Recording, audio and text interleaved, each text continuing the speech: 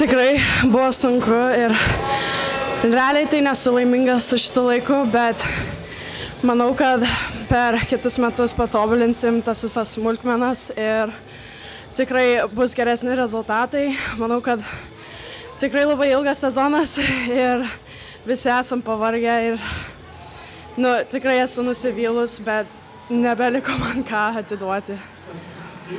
Per karjerą sukaupiai daug labai patirties, dalyvavai 5 Europos jaunimo čempionatuose, esi vienintelė lietuvė dalyvavusi 3 pasaulio jaunimo čempionatuose, turbūt daugiau nieks ir nebedalyvaus 3.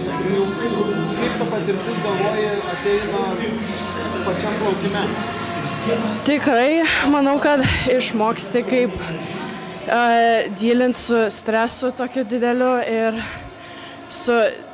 didelis tikrai yra spaudimas, kai tokiose varžybose plauki, bet manau, kad kadangi esu plaukus 3 pasaulio jaunimo čempionatuose, aš po biškį ir išmokstu, kaip plaukti geriau ir kaip su galva dylinti. Ir tikrai esu dėkinga, kad buvo galimybė tiek daug praplaukti tokiuose čempionatuose.